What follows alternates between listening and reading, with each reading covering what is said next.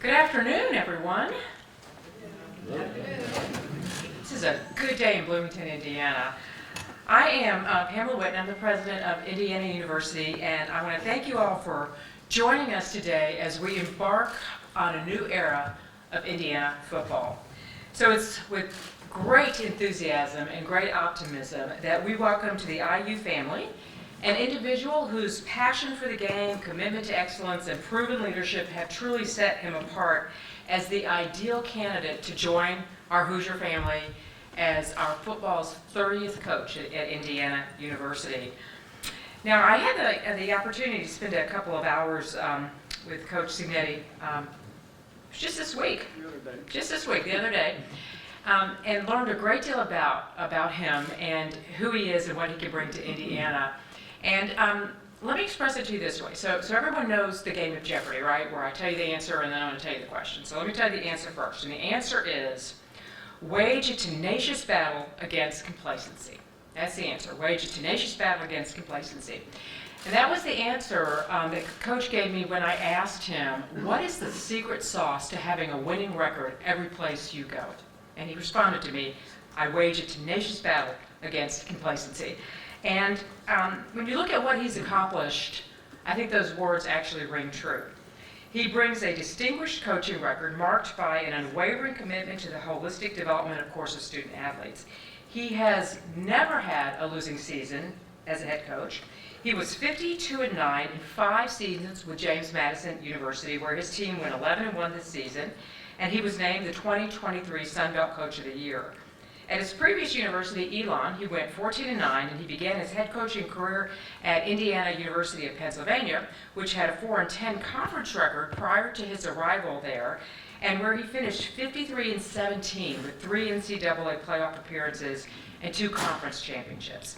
He's also had success in various offensive coaching roles and recruiting roles at the University of Alabama, NC State, Pittsburgh, Rice, Temple, and Davidson, dating all the way back to 1983. So those words ring true. Wage a tenacious battle against complacency. We're ready for that at Indiana University, Coach, as well. I'll also tell you from that experience, it was very obvious the way he sat in his seat, the way he answered questions, that was a nice experience, but he was ready to get up and coach some football. So we're glad to have you actually here in town to get started as well. I want to take just a second, and I want to thank some folks. I want to thank the chairman of our Board of Trustees, Quinn Buckner, as well as all of our trustees for their support and, frankly, great enthusiasm in this new hire for Indiana University. I also want to thank our Athletic Director, Scott Dolson. Scott ran an amazingly professional and tight search. I'm so impressed with the way he ran the search. His thoroughness was just really, truly extraordinary. And Scott, frankly, is an extraordinary athletic director. I'm so grateful to have the chance to work with him. He shares the values that we all hold, and particularly that I hold, that winning is very important, but it's always about the student athletes first at Indiana University, always. And tied with that, of course, is the importance of integrity. We're going to always do the right thing at Indiana University. And so I have to say, Coach Cignetti, after some time with you and bringing you to the university, you were born to be a Hoosier, sir. Born to be a Hoosier. Agreed. So with your passion for winning, with your obvious commitment to our student athletes, and the recognition that winning doesn't mean anything unless you do it right, let me be the first to welcome you and your family to Indiana University as the coach of our Hoosier football team. Welcome.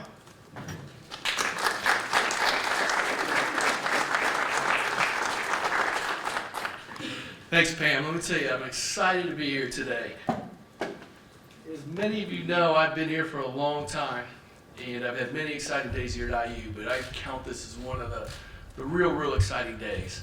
I've got several thank yous that I like to say as well, but I really want to first start by, I want to recognize and thank Tom Allen. I haven't had a chance to publicly do that, but I want to thank Tom for his tireless work on behalf of the university, and want to make certain that we just wish Tom and Tracy all the best, and he'll always be a part of the IU family. You know, I also want to thank, Pam mentioned Quinn Buckner and the IU Board of Trustees. I want to thank them as well. Quinn has been obviously a great leader for us for a long time. Quinn this week, searches like this are a grind. I mean, it's nonstop. And it's interesting because I think he had intuition, because there was a point And the day on Monday, where it was kind of hitting me, and I felt like, it was just a lot. And I got a phone call from Quinn, and he said, hey, I don't want to talk anything about the search. He said, I just want to make sure you breathe, take care of yourself. We're just going to be good. You're going to do a great job. It's going to be good. And he has no idea how much that meant to me, but that just shows the leadership Quinn has, and it really, really meant a lot. I think President Whitten, President Whitten's been amazing. I can't tell you how many awesome things we have going on here at IU across the university, and how many directions she's pulled it at once. But anytime I need anything, anytime that we need to get together, and this search obviously was very intense in a short time period, I had her 100% full attention, and just there's absolutely no way we could get this done without her, and I just want to thank her for her incredible support. I also want to thank our department staff. Again, when you turn something around this quickly, it takes a lot, and I certainly won't take the time to mention all of them, but they know who they are, and just can't thank them enough. But I would like to singly point out Deputy Athletic Director Maddie White. She's also our football sport administrator. She's been amazing and just, again, with me every step of the way. And also Deputy Athletic Director Stephen Harper, who I might add, his wife had their third child 6 days before we started this search, and was with us every step of the way and gave really that extra mile. I just want to thank him so much. He said that his child was born 3 weeks early. He wanted to be here for this day. He wanted to make certain he was here for this historic moment. I also want to mention one other thank you. I want to thank Pete Yonkman and the Hoosiers for Good, Hoosiers Connect collectives.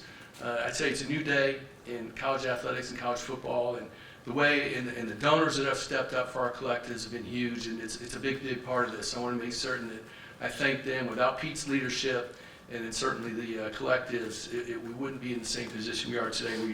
We appreciate them. In terms of strategy, just real quick, how did this happen? What were we looking for, and how did we end up here? We put together a profile, but we really put together what do we need right now? What is exactly what we're looking for? If this goes well, what would a coach look like? What would they be all about? We had really 3 things that I'll highlight now. I won't go through the entire list. It was pretty exhaustive. But we really wanted an experienced, successful head coach. That was really important to us. We really wanted a high-level recruiter. We wanted someone who was a proven evaluator and developer of talent. And we really wanted someone also that worked with quarterbacks. Quarterbacks was really important to us.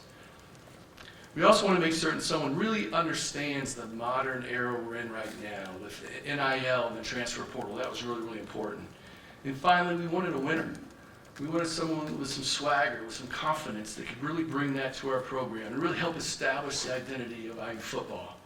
As Pam said, we had an exhaustive search. We really went quickly, but we scoured the country, and fairly quickly, Curt identified himself as someone that was really different. He really did, and you may think, well, why? What stood out about him? Again, just a few things. There were several things, but the main thing I would say is right away, and this came out in the first conversation I had with him, he's a winner. And I remember hanging up after the first call with Curt, and I remember going into Maddie White's office, and I said, hey, this guy's different. I think he can win here. And just in a half-hour, 40-minute conversation, I could feel it. It was one of those things you just know. The second thing, he's just got an incredible depth of experience. I was amazed, and Pam was there for this part too, in terms of, he was telling about his experience on Nick Saban's staff. And it was really just an enlightening and great part of the conversation, and how he's formed. He is his own man, his own coach, but how that helped shape his career. He's an excellent recruiter, player developer, certainly evaluator. And really the final thing with Curt that was really the final piece of this is that he's the type of person that would fit here. He's a great person, he's got incredible work ethic, and he's got high character. And for us, he was a perfect fit for us. So I couldn't be more excited today, and just like Pam, on behalf of really Hoosier Nation, I want to welcome Curt, his wife Minette, and the entire Cignetti family to our Hoosier family. We couldn't be more excited. Curt, welcome to IU.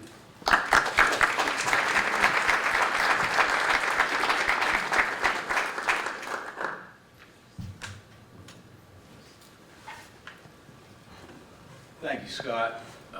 President Whitten, appreciate your support, belief and trust in me to lead this football program in the top conference in the country.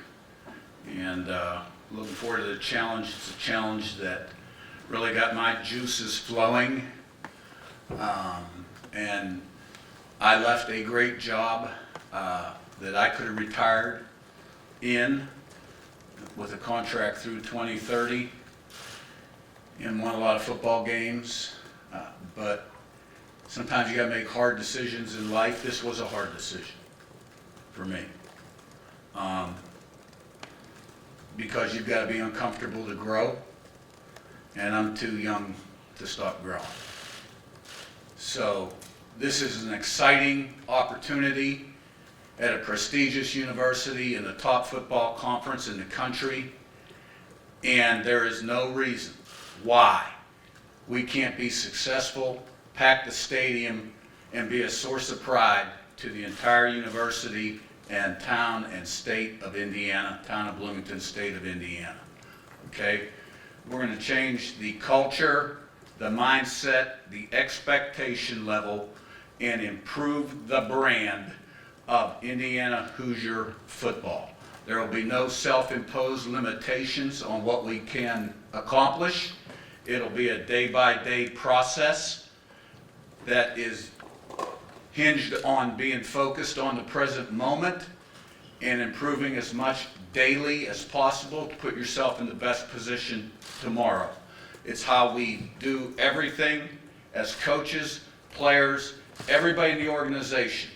And there is one leader, and he's standing here. I am standing, I believe, still standing. Okay, in that building, and it's me. And everybody follows that lead. And that's one of the keys to success, is we have everybody thinking alike. All right, so we have a blueprint and a plan that has been successful, proven to be successful, and no reason it shouldn't be successful again. We're knocking all kind of things out today. All right, and looking forward to getting to work. So with that, questions? Start with Zach on your right. Please say your name and outlet. Zach Ostrom with the Indianapolis Star, coach here. On your right, coach. Over here. Nice to meet you. We heard a lot from President Whitten and Scott Dolson about why you were the right choice for them as you evaluated them, as you evaluated the job. Why was this? What were the factors that made this the right choice for you? I thought it was a tremendous challenge in a great football conference. And the type of challenge that I've already succeeded at once before. Like when I went to Elon, okay, their one-loss record before I went there it was like 7-45 or something like that, right? Put the blueprint in, the plan. After 9 games, we were 8-1. Played JMU for the conference championship. The next year, went up and beat JMU at JMU, broke their 29-game winning streak at 4 or 5-1 at that point, ranked in the top 5 of the country. Lost our running back, quarterback, the first series, the next game, won the next 3, but then didn't finish well. Thus 14-9. I don't like 14-9. Okay, that's not very good. But we know how to do it. I've been around great people, great mentors. My father was a Hall of Fame coach. I had the opportunity to go in with Coach Saban on the ground floor at Alabama when Alabama was a mediocre football program, and we went from 7-6 to 12-0 year 2, and recruited a class that had 6 first-round draft choices. Very instrumental in the recruitment process of a few of those guys that won Heisman trophies, All-American awards, et cetera, et cetera. Had the opportunity to coach Julio Jones. Coach Phillip Rivers, who you guys remember came in here, threw a great touchdown pass to Corin Robinson in the year 2000, a dramatic comeback, right? And so opportunity to be around a couple great players, but great mentors, got a passion for the game. I'm a football guy. My hobby is football. It's football and family for me, and that's it. And I'm proud to announce my wife, recognize my wife, Nanette. We've been married 33 years, still have the same lazy boy. And my son Curtis, the oldest at 32, right, who until a couple days ago was making more than me, and the other 2, the girls are doctors, married to neurosurgeons, and they're all 4.0 students. So mom's got a little talent. I'm just kind of average. Front row left, Matt, and then Mike. Coach right here, Matt Weaver, 247sports, pigs.com. Talk about working for Coach Saban. Obviously, your dad was a great coach, but what kind of things did you take from Coach Saban from your father that you put into your coaching career? Well, I never worked for my dad and only played for him 1 year. But when I went with Coach, I'd been coaching, I think, about 28 years at that point. Learned more from him in year 1 about how to lead and run a program than the previous 27, I'd say. And just everything from A to Z. Monthly calendar, how to lead and manage people, how to avoid complacency, which he was so good at on a day-to-day, minute-to-minute, second-to-second, count. How to practice, how to play the game, plan for winning the game, how to recruit, how to evaluate, how to staff or restaff every year. I mean, look, the margin for victory, like President Whitten said, the margin for victory in this game is like this, right? Didn't you lose 6 one-score games last year? I think so, yeah, okay? So, you're talking like a couple plays make the difference in the game. So that's why, finding the edge, having the right mindset going into the game, right? Making sure complacency isn't setting in on your organization on Sunday after a big win or Monday, you follow me? That by Wednesday, you better know in your mind, my mind, I got it right. I got everybody right where I want them. Look, we start staff meetings at 7 in the morning, 7:30. I'm in at 5, preparing the day, right? And when I start talking about making sure we got the edge, avoiding complacency, everybody's mindset where it needs to be, it starts the second I walk in that staff room. Because it's a top-down approach. It starts with me, and I make sure those 10 guys are thinking like we need them to think. Because it's going to filter down with players. Because look, those first 2-3 games, everybody's ready to play. Everybody. After that, it's who shows up ready to play. Right? That's called coaching. And it counts. Mike, front left, and Sammy. Yeah, Coach Mike Nyzak from the Herald Times. Spoke to a couple of your colleagues from Elon this morning. They said, kind of what you're alluding to, that the day one you tried to instill belief into the team, and it rubbed off, and that was kind of one of the keys to kind of the run you guys made. How do you do that day one? You talked about kind of improving the brand. You said it starts from the top, but what goes into that? Yeah, I don't have a magic wand that I'm going to wave right now, and everybody's going to feel like a champion and a winner, okay? I just got to have the team ready the first game of the year. It's a process. And it's a process, and it's a way you go about doing things. It's a standard, it's an expectation. High standard, high expectation, it's accountability, right? It's discipline, commitment, toughness, work ethic, pride. It's wanting to be great versus wanting to be normal. And, normal kind of equals average. And average is okay. There's no problem with average, except in my business.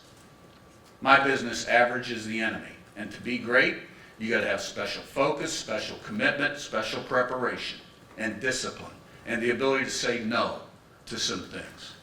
All right? So you stack great days on top of each other.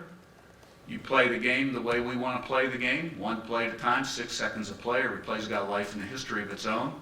Play every play like it's nothing. Don't be affected by success or failure. Be able to compartmentalize and go to the next play. Playing it the same way. Because what happens then? You get to the end of the game, game's on the line. You're used to practicing that way, playing that way, right? You're just doing your thing. That guy's looking at the scoreboard and he's like, tightening up a little bit. You win those games. Like at Elon, we won those 8 games in a row that first year, 8 and 45, whatever they were. Every one of those games went to last play of the game. It was the most unbelievable thing in the world.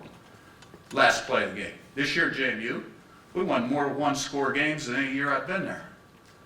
Because we had a lot of new pieces on offense. It took us a while. All right? I think we led the country in one-score wins. I know we did 3/4 of the way through the season, and may have at the end of the year. So it's a way that you do things, and it's a mindset. Sammy, front left, and Todd. Coach Sammy Jacobs, Hoosier Huddle, the staff you're bringing with you, those guys, have done a pretty good job. Can you take us through those guys who are coming with you and describe what they're about and how they help you with the process? Yeah, they're kind of like recruits right now that I can't comment on because they haven't gone through the background checks and the paperwork and stuff like that. But I have a great group of guys on my staff, and a lot of them will be joining us here. I will talk and evaluate every staff member from last year's staff as well, and we'll put together the best staff for Indiana University. Todd, second row right, and Mason. Todd Golden with CNHI Indiana. Curt, Scott mentioned an emphasis on developing quarterbacks. How were you successful in convincing him you were the right guy to do that? What's your own philosophy on making quarterbacks elite? It didn't take much convincing. The proof's in the pudding. I mean, we had 4 quarterbacks at JMU in 5 years. They all had their major skeptics going into the season, and all 4 of them were Conference Player of the Year on offense. So, you tweak the offense depending on the strengths of the team, what the quarterback can do, how's the offensive line, what's your receiving core like, etc. I mean, we've also had 2 1,000-yard receivers in the same season, 2 out of the last 3 years. We led the conference in scoring every year I've been at JMU. We led the country in defense against the run this year, led the country in sacks, at least until the 11th or 12th game. I don't know if we finished first. I think we did. TFLs have always been high. Points allowed has always been very low. Special teams have always been very good. And we've been the least penalized team in the conference the last 2 to 3 years, which was a dramatic change from when I first went there. Mason, front row right, and Seth. Coach Mason Williams with Hoosier.com to your right over here. Scott said that they wanted a coach that was going to be able to utilize NIL and resources, and that is obviously a very powerful resource for college football now. What is your plan to utilize it here in Indiana? Use it as smart and efficiently as possible. I mean, it's mathematics. Here's what you got. You rank your team. Here are our best players. And here's what this guy should get and that guy should get. You lose a guy, okay, you got a little more. You lose a guy, now you got to go get a guy. It's really not that hard. Seth, right in front, and then Tom. Seth Tao with the Daily Hoosier. They talked about your recruiting acumen. I know you served as recruiting coordinator at Alabama. I guess, what's your approach to recruiting and philosophy for recruiting? Are there any maybe characteristics you look for specifically? And I mean, what to you makes a good recruiter? Well, I think it's, from a sales standpoint, it's presenting your brand and the opportunities created by your brand, developing relationships. I think the evaluation component is really important. From a physical standpoint, there's a lot of good players out there. There's position-specific criteria. Some of them are common to all positions. I'm more into production than potential. I'm a little old-fashioned. I'll look at the high school transcript and see how many absences a guy has. We want good students that have strong habits, right? Because it's all about choices and decisions. In life you got freedom of choice, but not freedom of consequence. First you form your habits, and your habits form you. Now look, a lot of these guys are 17 years old, and our job is to mold them, make them the best person, student, and student athlete they can be during their time at Indiana University so they can be successful in life. It just so happens with the COVID extra year, you're coaching a lot more 6th and 7th year guys, which from my standpoint is nice. You got a lot less problems, okay? But you have to engage in the portal, because everybody's turning over at least 30% of their roster right now. If you don't, you got no chance. But you build it with high school guys. There's a lot of good players out there, a lot of guys that can be successful. Remember, it's recruiting and development. You got to develop them now. The way you coach them, the things you put in their head, the habits they form in the weight room, on the practice field, and then retention as well. Tom, row 2 on your left. Coach Tom Bruce, Sports Illustrated Indiana. Welcome to Bloomington. Thank You are joining a Big Ten conference where half the teams in the league are continuously recruiting 4-star and 5-star type athletes. Yeah. That does not happen here. I mean, when you are trying to compete at that level for recruiting, what do you need to do to make things different here to be more successful with that, the higher level? Yeah. I've never really looked at stars ever, honestly. It's kind of like, you know, I get so focused in on certain things, like in this particular case, evaluation. I guess these stars have been around for a long time. I have never, ever looked at a star. I mean, do you really think some guy that puts stars on kids knows what he's talking about compared to coaches who are watching hours and hours of tape on kids? Now, if you want to get ratings and you want to go recruit the guys with the most stars, because there's always going to be somebody who shouldn't have 4 stars that's going to be available, right? You can go ahead and do that. That's not how we operate. Jim, row 2 on your left, and Zion. Coach Jim Coyle with Indiana Sports Beat Radio. With the move up to the Big Ten, you also move into a league that is fraught with the NIL portion of this, and there's a pledge of $3 million to the football program. Mm-hmm. How are you going to develop that plan, so that's not something you've had to really deal with before, and do it in a way that you can compete the best you can with the teams in the league? Yeah, I'm not sure what you're referencing, not having to deal with. So we've been dealing with NIL for 3 years now, and we had a collective at JMU. So I guess your question is, I thought I answered it already, to be honest with you. There's going to be people in this conference that probably have more resources than we do, but that's not detrimental.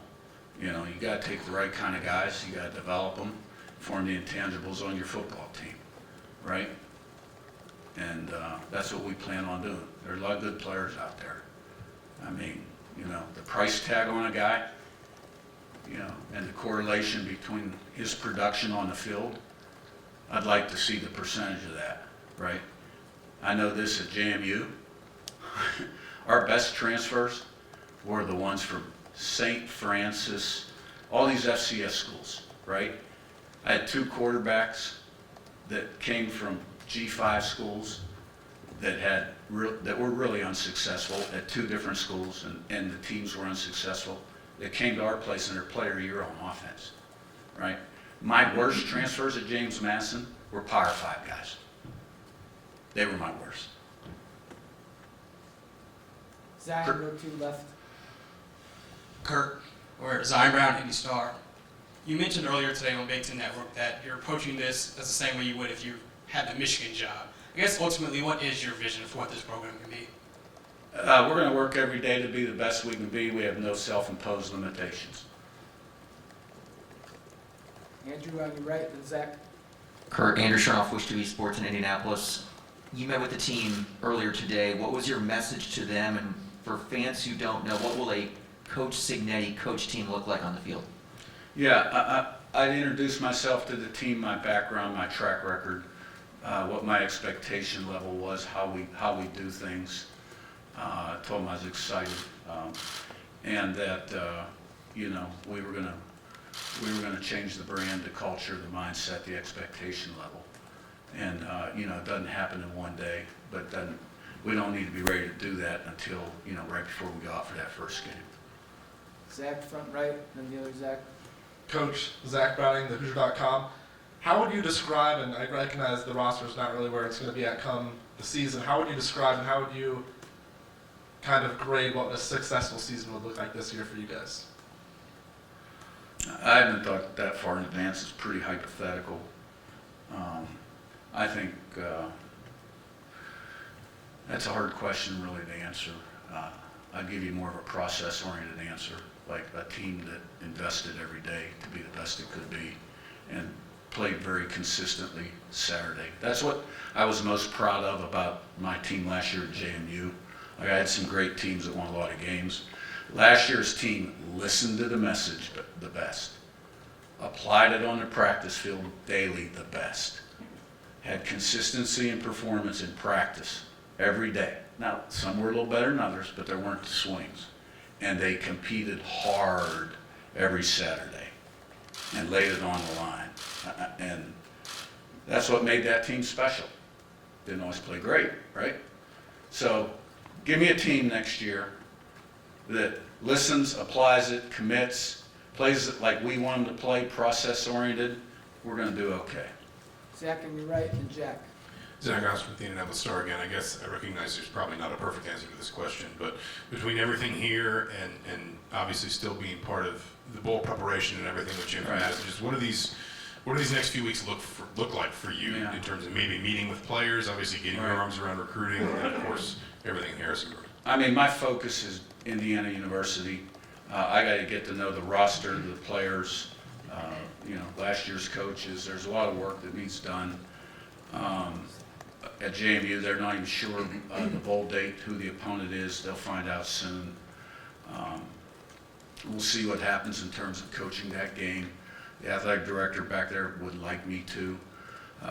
Indiana's created a window of opportunity where I could. But they'll also hire a new football coach back there in about 10 days. And depending on how quickly he puts his staff together and when the bowl game is, we both agreed we need to be nimble on our feet.